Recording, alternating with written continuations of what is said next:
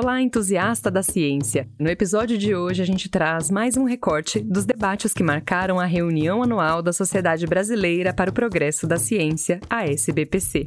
Com o tema Ciência para Todos, Soberania, Desenvolvimento e Inclusão, o maior encontro da comunidade científica na América Latina não poderia deixar de fora o tema da equidade racial.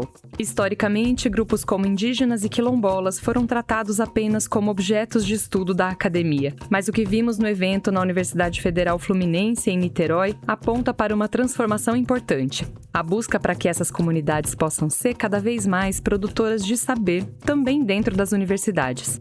Hoje a gente vai ouvir pesquisadoras que estão na linha de frente dessa mudança, discutindo a urgência de uma educação antirracista e o conceito de aquilombar as escolas.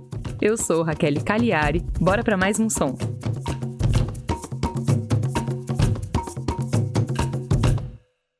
Ei, som. Som. Alô. O som da ciência. Um podcast da SBPC para ouvidos abertos. O som da ciência. A reunião anual da SBPC é um encontro tradicional da ciência brasileira, que este ano chegou à edição número 78, com um público estimado em 50 mil pessoas. Para dar uma ideia, isso é a capacidade de estádios como o Neoquímica em São Paulo, o Beira-Rio de Porto Alegre ou Fonte Nova em Salvador.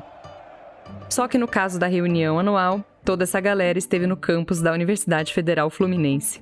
Mesmo acontecendo muitas coisas ao mesmo tempo em um evento desse porte, um eixo comum costurou toda a programação. A ideia de que fazer ciência só vai fazer sentido se ela for realmente pensada para todos. E duas comissões tiveram um papel super importante para que essa discussão realmente acontecesse. Uma dedicada à equidade de gênero e outra focada nos saberes afro, indígena e de comunidades tradicionais.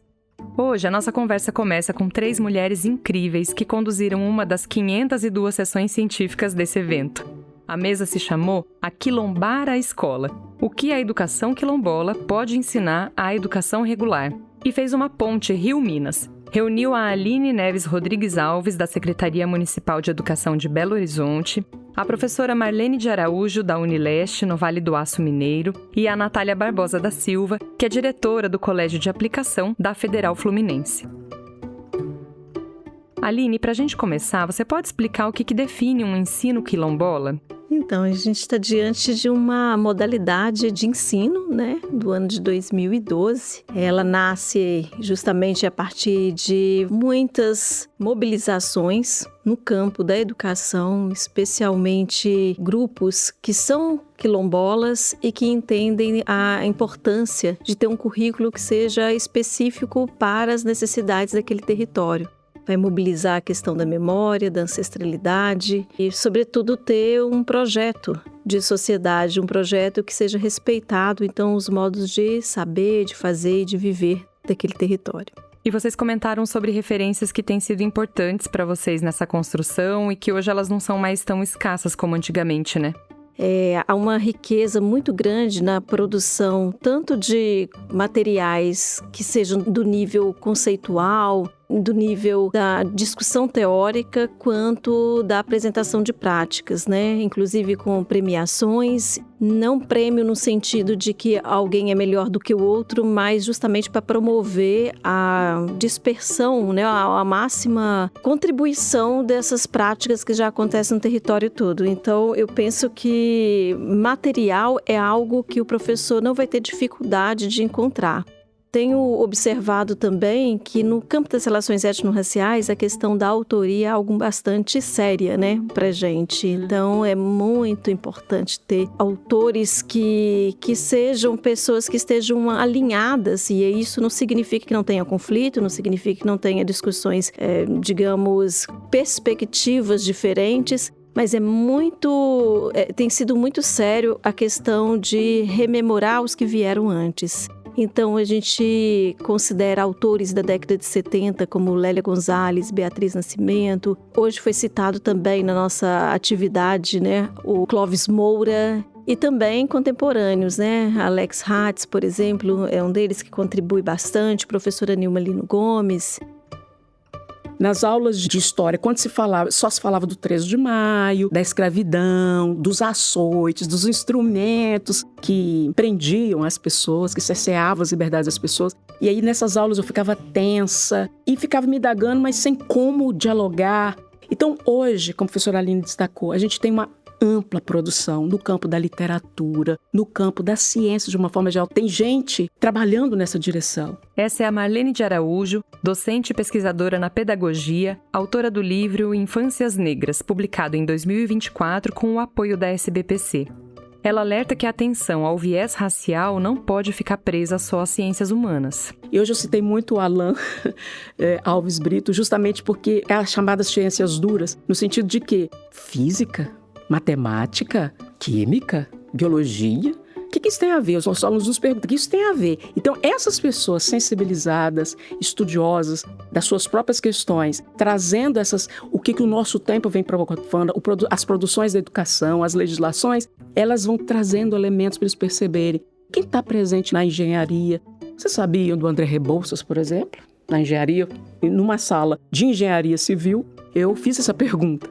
Aí fui contando a história do André Rebouças. Um outro elemento importante que eu gostaria de destacar, imagine, por exemplo, na literatura, eu fiz referência ao Machado de Assis, que era o mais comum. E o Lima Barreto, eu só fui saber dele muito tempo depois.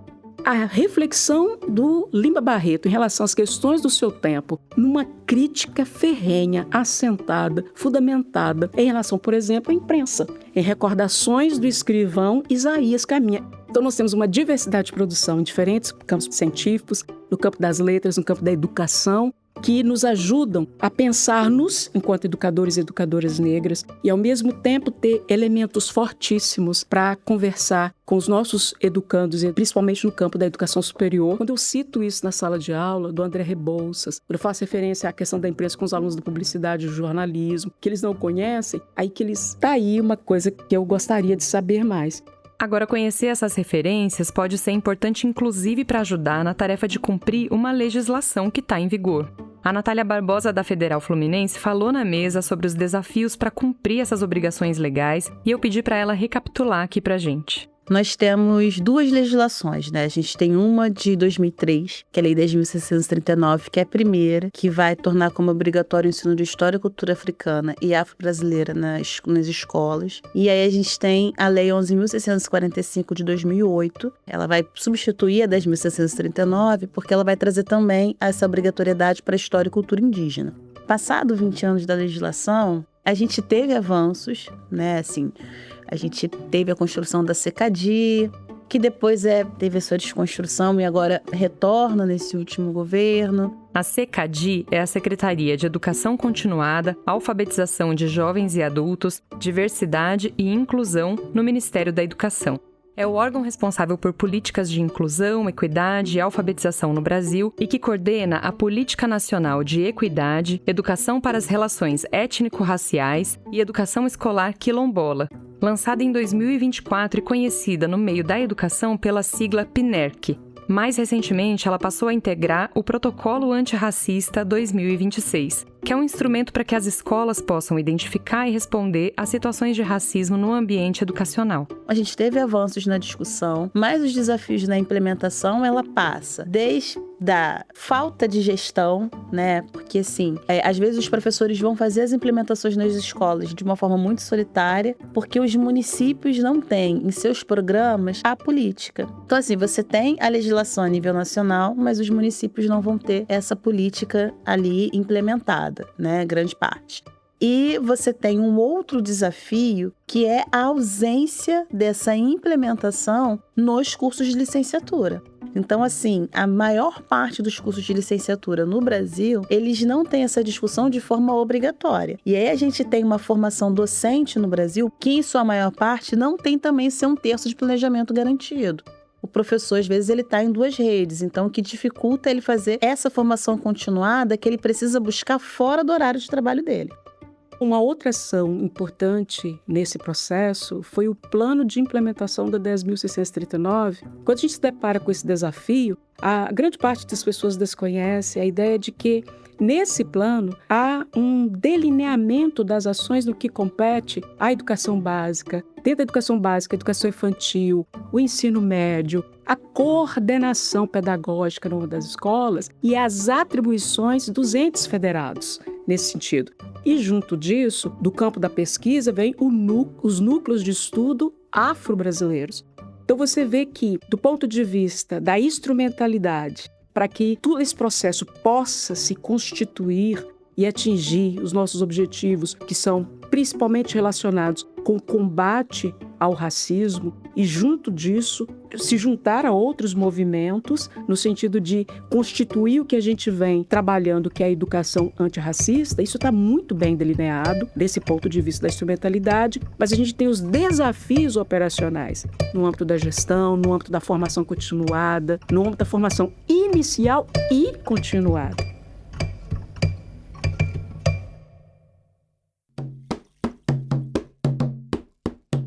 Natália, você trouxe para o debate dados de pesquisas, né? O que elas revelam sobre a percepção dos alunos no dia a dia da escola? Então, a pesquisa quantitativa, ela é uma pesquisa feita pelo Instituto Alana e eles fizeram uma pesquisa em que pegaram turmas do 9º ano, professores e turmas, né, e alunos, e da 3ª série do ensino médio. E aí, assim, você vai ter um pouco mais de 80% dos professores dizendo que faz a implementação e 46% dos estudantes dizendo que não reconhecem a discussão. A minha pesquisa qualitativa, ela é somente uma escola, né? E os estudantes, com estudantes de ensino médio. E a pesquisa é entender como que no colégio os estudantes observam essa implementação, né? Como que eles observam uma educação antirracista. E aí os estudantes têm a dificuldade de perceber. Então, assim, eles reconhecem que existe matemática sendo trabalhada, mas eles não conseguem reconhecer isso na sua vivência, no cotidiano, apenas como mais um conteúdo escolar. Quando a gente pensa na legislação, quando a gente pensa no ensino de história e cultura africana, afro-brasileira e indígena, a gente não está pensando só nos conteúdos. A gente está pensando em romper com uma lógica racista, eurocêntrica. E aí, qual seria o caminho para melhorar isso? Eu acho que tem que continuar a obrigatoriedade com a escola, mas a gente precisa também trazer à universidade o seu compromisso político real de implementação disso nos seus cursos de licenciaturas, porque sem isso vai ficar mais difícil. Eu acho que essa é a primeira coisa. A outra coisa é, professor precisa ter tempo de planejamento, professor precisa ter formação continuada, valorizada, contabilizando como carga horária de trabalho. Não podemos mais admitir que o professor, depois de uma jornada de 40 horas semanais, ainda precise utilizar o seu sábado para fazer mais formação. Vocês comentaram também durante a mesa sobre uma importância do uso consciente dos espaços físicos para uma educação quilombola realmente acontecer. A partir do que você observa na sua escola, Natália, qual que é a diferença que isso pode fazer na prática? Quando a gente fala de aquilombar, a gente precisa entender o espaço. Não dá para aquilombar numa escola que não tem um pátio, que não tem um verde, que não tem uma árvore, que não tem um espaço para uma horta. Não dá. Uma coisa aqui no Colune é um espaço grande, então tem a parte verde, que chama de bosque, tem um campo de futebol, tem uma quadra, tem um pátio com brinquedos, com jogos. Então, o Fundamental 1 brincam juntos, então eles são 110 crianças durante 30 minutos do recreio brincando juntas e também 1 hora depois de almoço. E o mesmo é para o Fundamental 2 ensino médio. São por volta de 220 estudantes juntos durante 30 minutos no recreio da manhã e depois 1 hora de almoço convivendo juntos. E aí o que eu quero dizer dessa experiência? As nossas crianças, a gente tem estudantes com autismo, com deficiência intelectual, que fazem cada coisa de crochê lindíssima. Uma aluna com deficiência intelectual, ela ensina o crochê para as demais crianças. E estudantes maiores, enfim. Mas o que eu acho mais bonito disso é como eles aprendem a conviver desde pequeno. A gente não tem alguns problemas que algumas escolas regulares têm. Uma delas é a violência entre eles. Então, as brigas são muito pontuais. E quando elas ocorrem, os próprios estudantes chegam... Natália, eu não sei o que aconteceu comigo. Eu passei da linha. E a resposta é justamente nisso, porque eles convivem. Desde pequeno, eles aprendem a conviver, a negociar. Isso é aquilombar. Isso tá ali. E é muito sagrado. O som da ciência. Maracanã e o Araê, Maracanã e o Araê. Essa necessidade de uma ocupação consciente dos espaços esteve bem presente na organização da reunião anual da SBPC. Com feira ao ar livre, coral indígena, roda de samba, a construção foi feita de forma coletiva pela Comissão Afro-Indígena e Comunidades Tradicionais, sob a coordenação da historiadora Érica Frazão. E é ela que a gente ouve agora. Hoje eu sou professora aqui na universidade, na Faculdade de Educação de Relações Étnico-Raciais na escola. Então, o meu trabalho, como eu foco em currículo, penso como que a gente pode transformar o currículo da universidade e das escolas para que seja um currículo efetivamente antirracista, para que seja um currículo que valorize a nossa história, que é a história brasileira, para que a gente rompa tanto com um currículo que é eurocêntrico no sentido de conteúdo, mas também de epistemologias.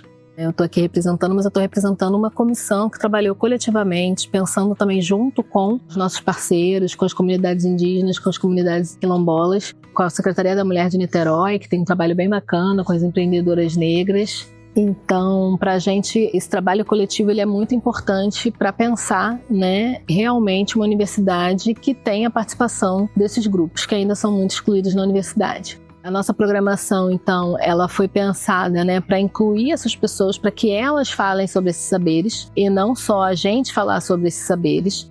No campo acadêmico, ela comentou que a seleção dos trabalhos científicos também refletiu um interesse que está crescendo entre os pesquisadores brasileiros em debater a igualdade racial e de gênero com uma perspectiva interseccional. A gente teve muitas inscrições com essa temática, o que para a gente é muito importante. Perceber que o Brasil tem se voltado a pensar esse debate, a discutir isso nas universidades. A gente ficou com muita dificuldade de selecionar esses trabalhos, mas eu acho que ficou uma coisa bem bacana, porque a gente tem uma variedade de temáticas. A gente está falando de ações afirmativas, mas a gente está falando de saúde, a gente está falando de ciência, a gente está falando de mulheres.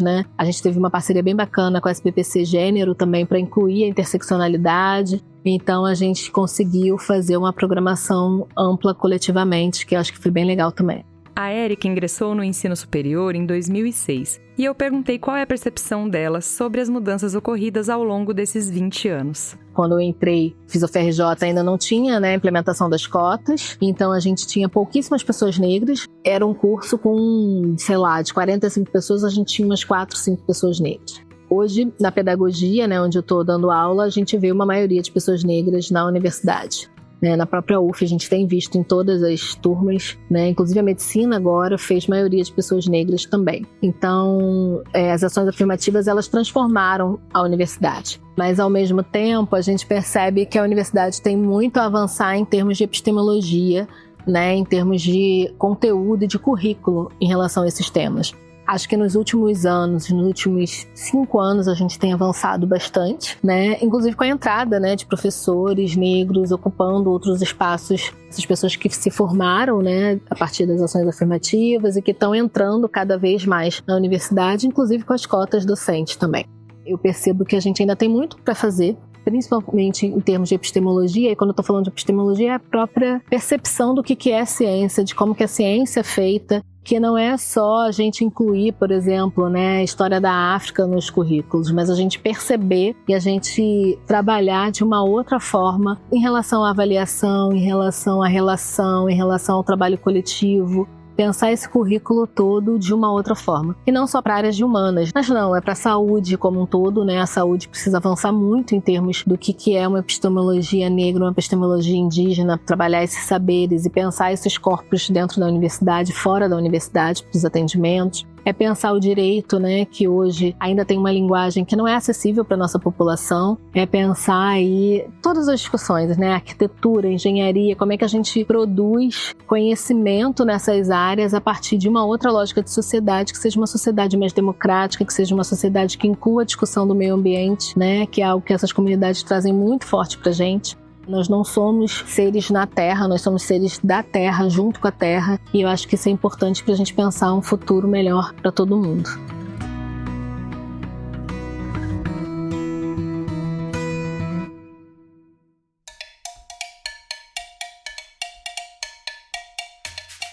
Acho que você vai concordar que as falas das professoras que a gente ouviu hoje mostram que a transformação da ciência e da educação não é um processo simples, mas é um caminho sem volta.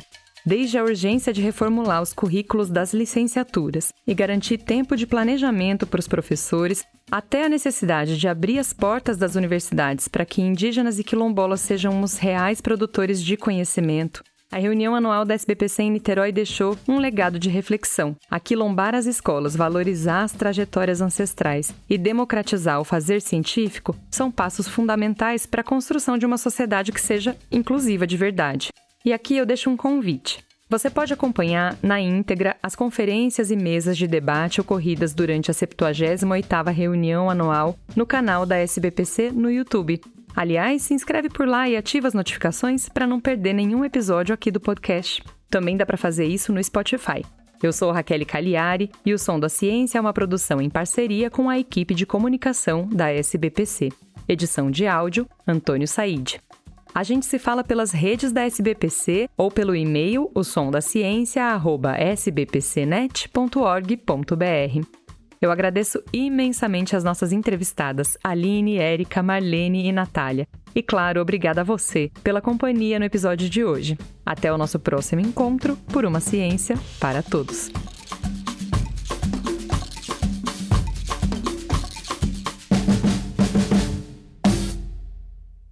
Você ouviu O Som da Ciência. Um podcast da SBPC para ouvidos abertos.